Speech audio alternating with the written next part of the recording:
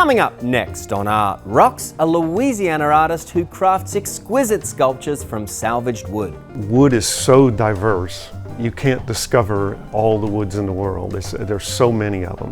A conversation about body language. I really love the way people hold themselves characteristically. That's a gesture.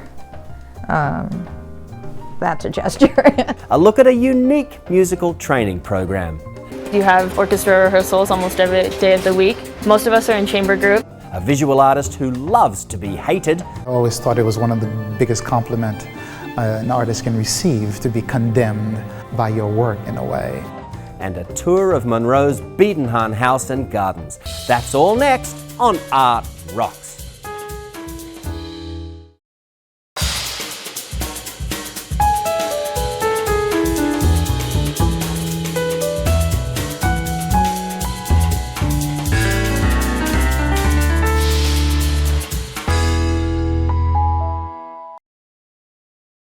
Art Rocks is made possible by the Foundation for Excellence in Louisiana Public Broadcasting and by viewers like you. Hello and thank you for joining us for Art Rocks with me, James Fox Smith, publisher of Country Roads magazine. We begin today in a hand-built studio deep in the St. Tammany Parish woods, not far from Covington. Although Rick Brunner is renowned for the striking sculptures he creates, he does not see himself as an inventor of forms, but rather as a discoverer of things that are already there. He says of his work, "You can't ask for a better designer than Mother Nature." In his own words, here's Rick's story.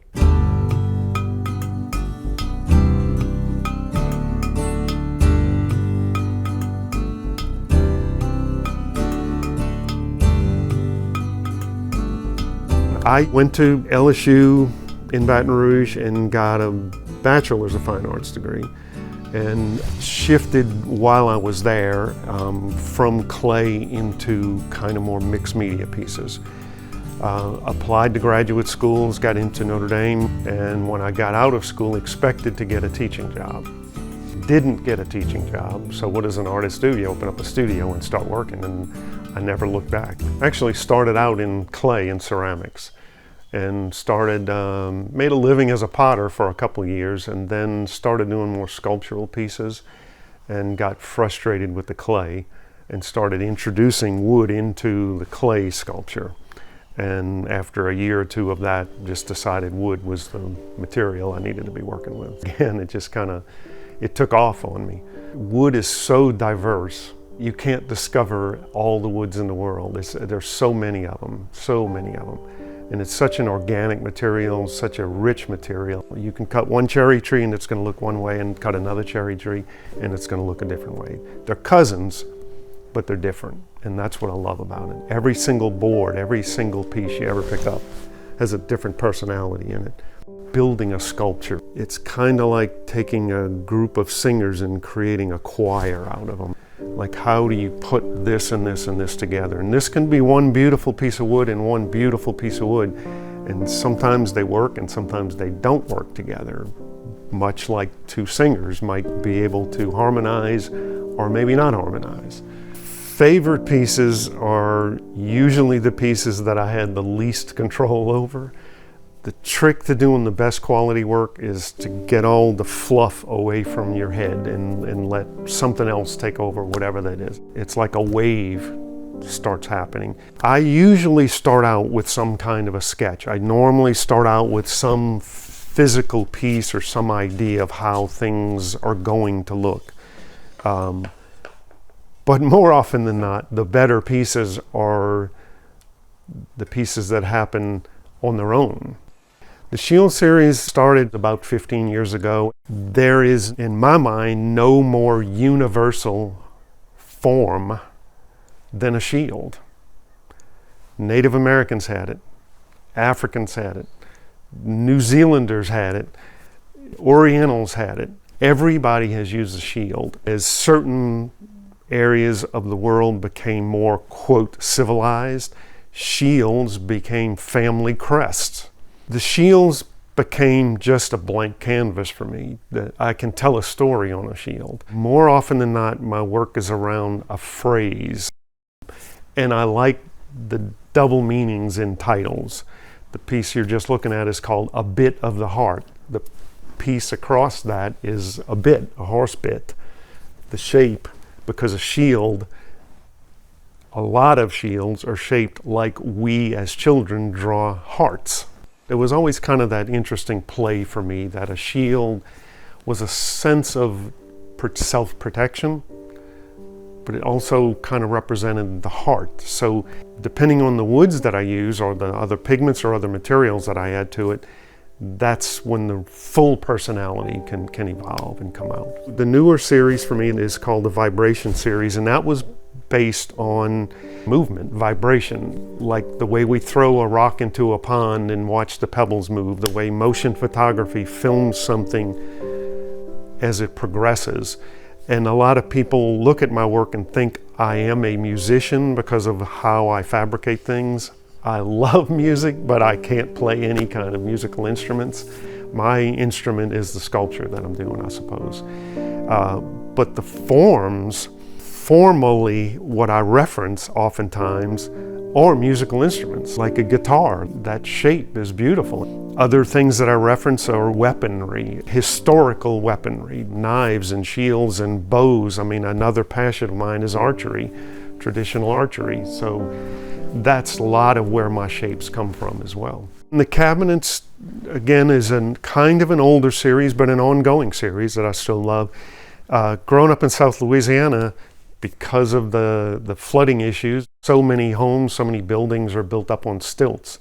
And that became kind of like an oil well look to me. I like the fact that a cabinet can be more than just a big box with drawers in it. I really like doing tables. They always have to have a flat surface, but you can do a lot of stuff around them and make them interesting. And try to give them some movement as well. I would way prefer looking at a curved line than a straight line. I like to work with some metals. I can work with copper and brass and lead. I do, like I said, work with some found objects. So I work with honest materials. I don't try to make one material look like another material. If it's a rusty piece of metal, I want it to be a rusty piece of metal. I love working with leather. It's kind of a newer thing for me, only in the last several years. But I think of leather as being kind of that way, sort of an honest, natural material. And it's got some characteristics in it that wood can't do. The flexibility of it is kind of nice. I like working with rawhide because it can be really flexible. My favorite thing to do is hang a new exhibition and be as anonymous as I possibly can during the exhibition and listen to the comments from viewers. And sometimes I learn something about my own pieces from hearing people's anonymous comments, ways of looking at it that I never thought myself, and all of a sudden they taught me how to look at something differently. I have to say I come away from every exhibition I've ever done learning a little bit from it. Every Rick Brunner sculpture is all about the wood. In each he works to highlight, not mask, the idiosyncrasies of colour and grain that make each tree different from every other. Every tree has a personality of its own, he says. Just like people, each one is truly unique. No matter where you live in Louisiana, opportunities to connect with the arts are everywhere, if only you know where to look. So here's a list of some cultural treasures coming up around our state.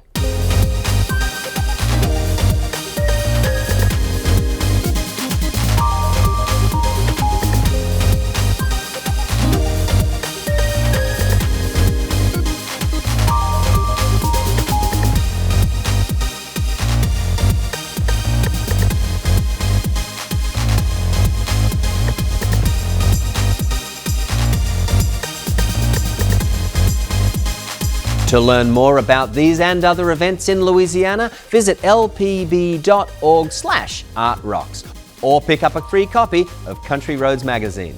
LPB's Art Rocks website also features an archive of previous episodes, so to see any segment again, just log on to lpb.org. Ohio painter Judith Carducci finds inspiration in body language. Using brightly coloured pastels, Judy captures the true essence of the people she paints by observing their gestures. Here's a look. I was always an artist from the time I could hold a pen or a pencil or a crayon.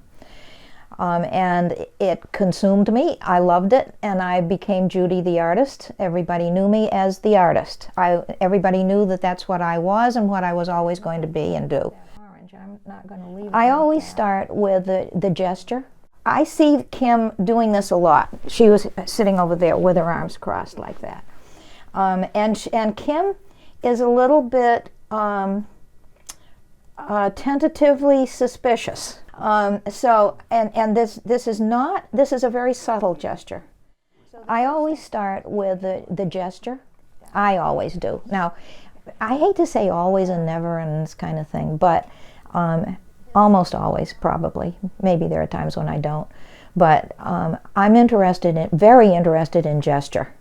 So, for example, you were leaning this way and your head is back that way. You look very comfortable. You're not, people will often sit down to have their portrait done and it's like Pharaoh, right on. But if you tell them, look, sit the way you would in your own home. If you had this chair in your home and nobody was there, how would you sit? And they begin to, just kind of get comfortable. And I really love the way people hold themselves characteristically. That's a gesture. That's a gesture. How you hold your body is gestural.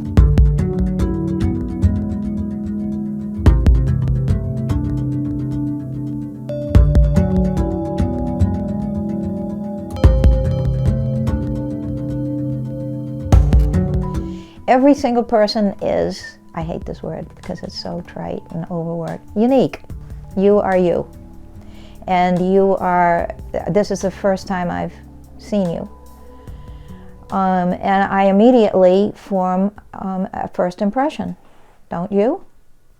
I mean, isn't there an impact when you come in contact with somebody new? Who is this person? Are they friend or foe? How are you different from anybody else I've ever known? How are you like other people that I have known? And so I'm already starting to get a feel about you. And then I'm also thinking about, the more I look at you, I'm thinking about, let me see, what shape is his head? And what kind of does he have a sense of humor? Is he a pretty serious guy? What color is he? Because I love color. I love these pastels. They're great American artworks. I believe they're the best that are made in the world. That used to be Sennelier in France. It's a beautiful medium, and it's also a very forgiving medium. It's both a drawing and a painting medium. You don't have the hassle of drying time and mediums and washing brushes and all of this stuff that you have to worry about with oil painting. And I think if you look around, you look at my website, you'll see that many of my pastels are drawings, and many of them that you have to get up close to them to see that they're not oil paintings, because I paint the same way. It's the same pigment. It's just a different delivery system as the paint that you get in oils and watercolor.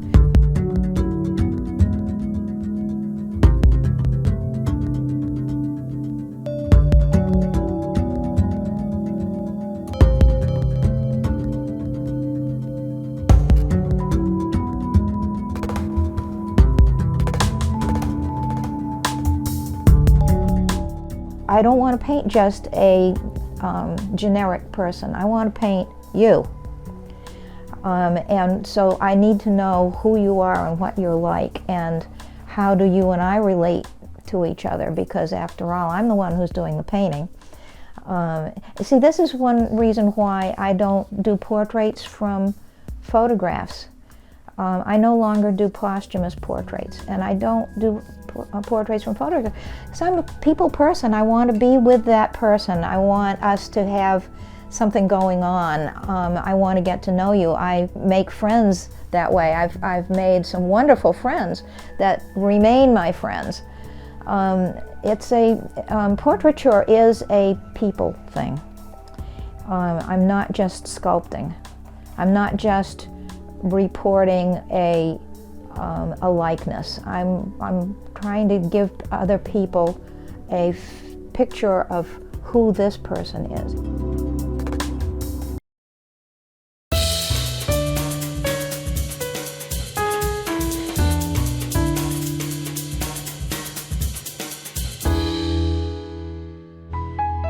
Each year, the Aspen Music Festival and School in Colorado invites over 500 students to study and perform alongside distinguished classical musicians from orchestras throughout the country. We speak with violin student Usha Kapoor, who explains how she has grown both musically and professionally during the program. I was 5 when I started. I'm not sure I really chose the violin. My mom, she recognized that it had a social element. Being in a youth orchestra, you met 20 other kids who played the same instrument as you did. From an early age, that's what really spurred me to do it. And then, the older I got, the more I started to like the instrument itself and how many career opportunities it has. This is my 5th summer here at the Aspen Music Festival. It's very intense. You have orchestra rehearsals almost every day of the week. Most of us are in chamber groups, and then on top of that we have our solo work to do, and we have lessons. I'm on a mentor fellowship. It's unique in that the faculty here hand-selected 2 mentors per string section. One of us sits principal, and one of us sits in the back of the section every week, and then we rotate. Our job is to mentor these kids around us. Most of them have not played in orchestra that much. They're very good players. They don't know some of the orchestra etiquette. My first summer here, they didn't have the mentorship program. I remember how difficult it was for me to blend in an orchestra, and I remember thinking, wow, wouldn't it be great if we had older students or faculty sitting in with us. Now 6 years later, here I am being one of those people. So definitely all about giving back. Teacher and student, first and foremost, it's built on trust. It's a tremendous one-on-one effort and labor.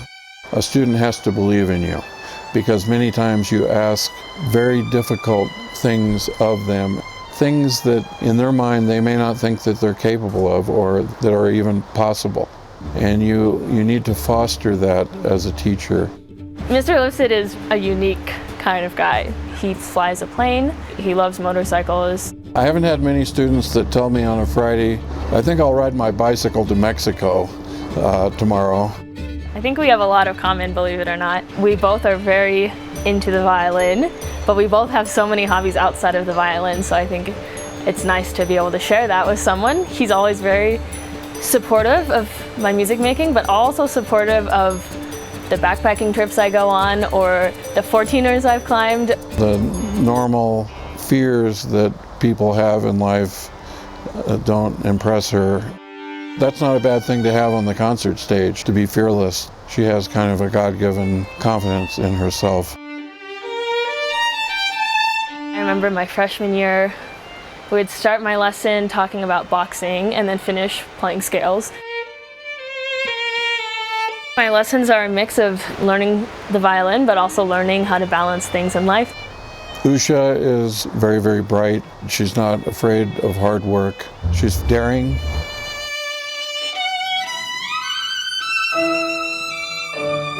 Usha will bring something more to classical music and more to the violin than is the status quo. You work so hard in the weeks prior to a concert so that when you get on stage, you're not worrying about the notes you didn't learn. You're not worrying about what part of the bow to be in. You get to really focus on the emotions you want to achieve for yourself when you're playing and what emotions you want the audience to feel.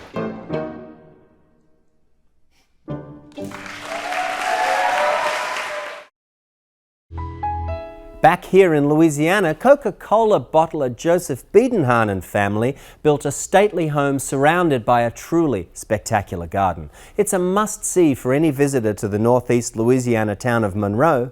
The man responsible for maintaining house and garden, Ralph Calhoun, tells us more. Joe Biedenharn moved his Coca-Cola operations to Monroe and built this home, which at the time was on the outskirts of Monroe. Now it's pretty much in the city. Built it in 1913, 1914, moved his family here, and he lived here until his passing, and then his daughter Emmylou remained in this house until 1984 when she passed away. And during that time she converted what had been a garden with pigs and chickens and tomato plants, things like that. She converted it into a formal English garden, which is what we have today. We've got 5 large statues that she purchased in New Orleans. Mr. Biedenharn said that New York only needed 1 Statue of Liberty, but Emmylou had to have 5. And there are some similarities in these statues and the Statue of Liberty. And she just continued to build her garden over a number of years. Some of the strong points of it are we have very nice azaleas, and then she's also had come in with hydrangeas, which are a nice bush that maintains its bloom for many months. So it's a very colorful garden. We're not your typical historic house museum. We start you out in a room called the Fountain Room that has a large cast-down fountain in the room, not outside. And it depicts different Louisiana wildlife, herons, turtles, things like that. We've got a music room that has a 1923 Steinway grand piano. And I think most museums you go to, folks would say, don't touch the piano. But here, we feel that Emmylou loved music and that piano wants to be played. So if you're a child that can play chopsticks, we'll let you play chopsticks. If you're a maestro that can play something else, we let you play on the piano. And Emmylou very much wanted to share what she had seen in Europe, share some of the finer things in her life with other people. There's stories where if she saw children on the sidewalk, she would have them come in her house and give them peppermints. And we've kind of carried on that tradition now. At the end of our tour, everybody gets a peppermint as they go out. So I think we try to embody her spirit, her love of the garden, her love of music, and then just her love of people as you come through the house. The furniture that really stands out to most people is in the parents' bedroom. There's a large Teaster bed, one of those big canopy beds, and just some massive cabinets, chest of drawers, that kind of thing. That they actually, when they built this house, the second floor ceilings are higher than the first floor ceilings to accommodate the furniture that they were going to put up there. Adler Guerriere is a visual artist who believes that one of the biggest compliments an artist can receive is to be condemned for his or her work. That is the inspiration for his show, Formulating a Plot. Here's the story.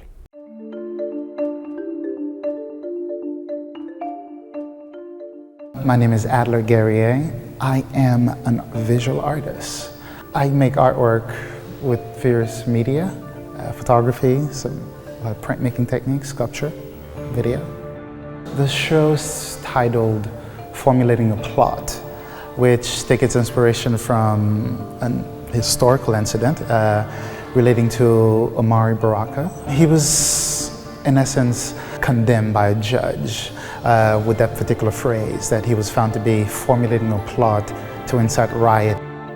Seeing how Baraka was a playwright and a poet, formulating plots is what he does as a profession.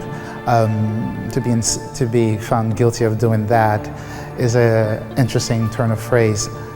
In a way, I always thought it was one of the biggest compliments an artist can receive, to be condemned by your work in a way.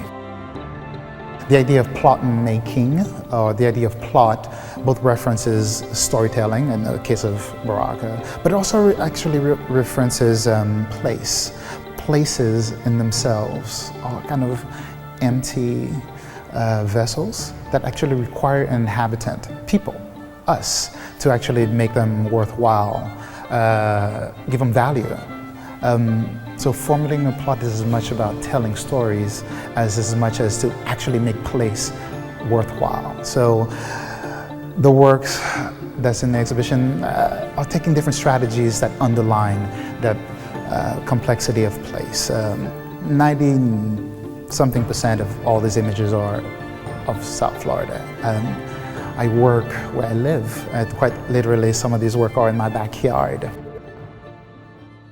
And a lot of my work is actually attempting to play to both audience, those who can recognize the specificness of places, specific neighborhoods, downtown Miami, South Miami, Little Haiti, or Hollywood, Florida, and those who don't know the name of those places but see palm trees and fruit trees in the background, or and actually recognize spaces that I hope they want to engage, or I hope they can project their own narrative or even sense of self within this frame, or within what the image proposes.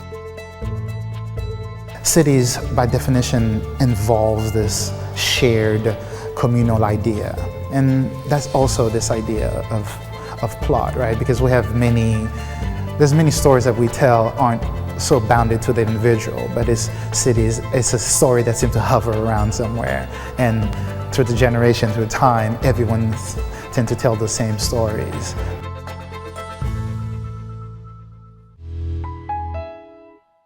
And that's that for this edition of Art Rocks. But remember, you can always watch episodes of the show at lpb.org/artrocks. And meanwhile, Country Roads Magazine is another great place to find out about what's going on in the arts all across the states. So until next week, I'm James Fox Smith, and thanks for watching.